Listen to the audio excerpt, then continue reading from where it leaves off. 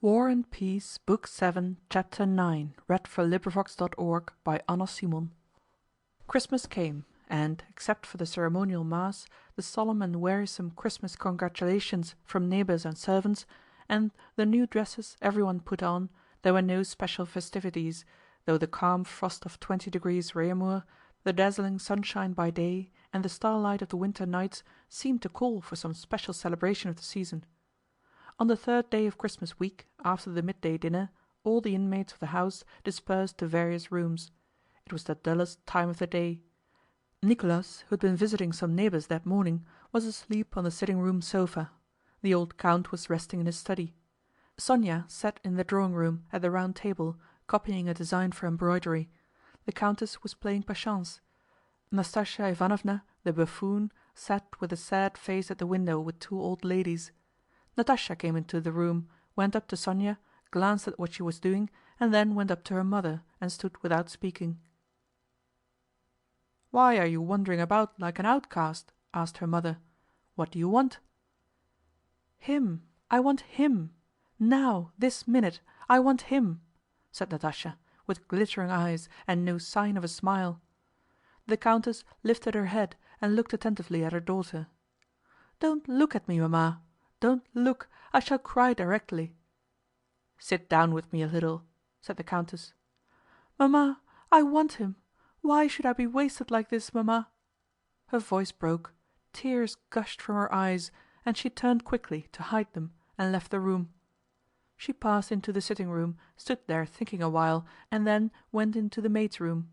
There an old maidservant was grumbling at a young girl who stood panting, having just run in through the cold from the serfs' quarters. "Stop playing, there's a time for everything," said the old woman. "Let her alone, Kondratevna," said Natásha. "Go, Mavrúshka, go." Having released Mavrúshka, Natásha crossed the dancing hall and went to the vestibule. There an old footman and two young ones were playing cards. They broke off and rose as she entered. "What can I do with them?" thought Natásha. "Oh, Nikíta, please go... Where can I send him?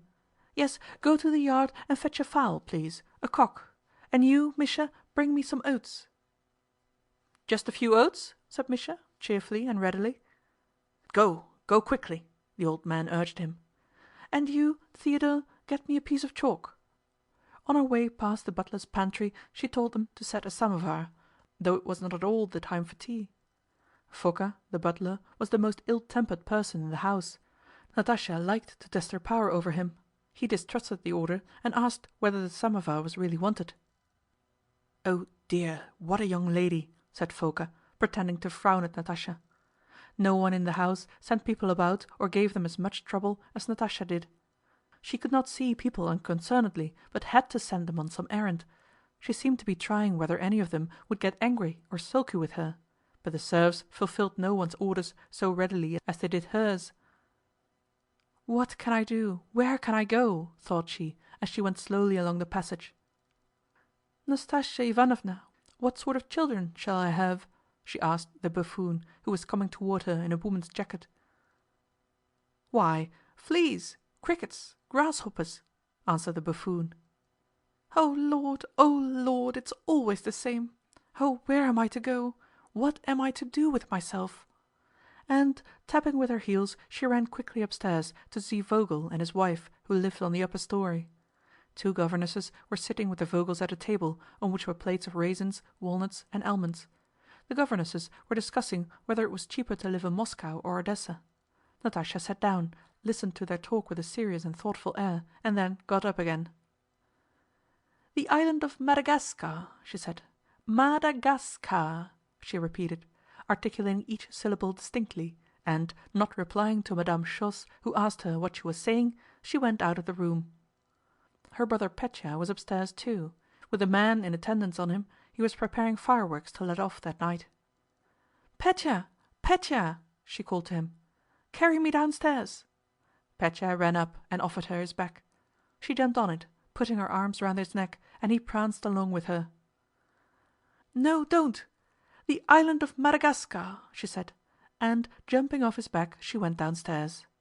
Having, as it were, reviewed her kingdom, tested her power, and made sure that everyone was submissive, but that all the same it was dull, Natásha betook herself to the ballroom, picked up her guitar, sat down in a dark corner behind a bookcase, and began to run her fingers over the strings in the bass, picking out a passage she recalled from an opera she had heard in Petersburg with Prince Andrew. What she drew from the guitar would have had no meaning for other listeners, but in her imagination a whole series of reminiscences arose from those sounds. She sat behind the bookcase with her eyes fixed on a stream of light escaping from the pantry door, and listened to herself and pondered. She was in a mood for brooding on the past. Sónya passed through the pantry with a glass in her hand. Natásha glanced at her and at the crack in the pantry door, and it seemed to her that she remembered the light falling through that crack once before and Sónya passing with a glass in her hand. Yes, it was exactly the same, thought Natásha. "Sónya, what is this?" she cried, twanging a thick string. "Oh, you're there," said Sónya with a start, and came near and listened. "I don't know. A storm?" she ventured timidly, afraid of being wrong. "There! That's just how she started and just how she came up smiling timidly when all this happened before," thought Natásha, "and in just the same way I thought there was something lacking in her." "No, it's the chorus from the water carrier. Listen!" And Natásha sang the air of the chorus so that Sónya should catch it. "Where were you going?" she asked. "To change the water in this glass.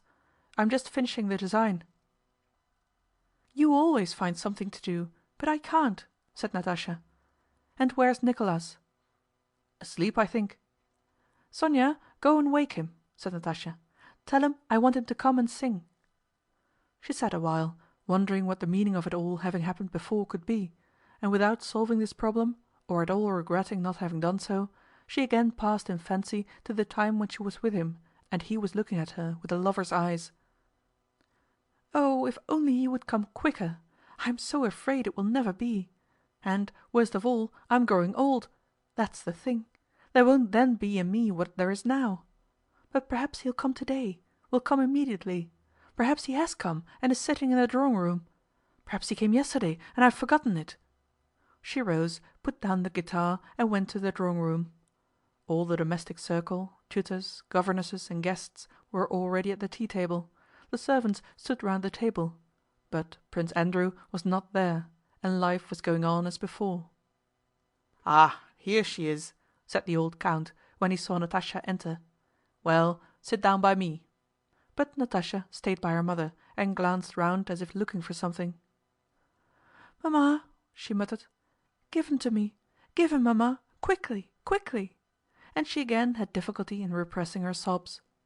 She sat down at the table and listened to the conversation between the elders and Nicholas, who had also come to the table.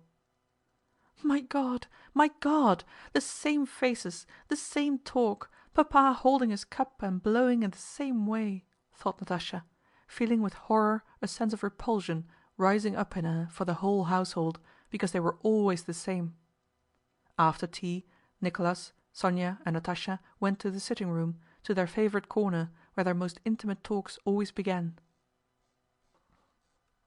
Chapter 10.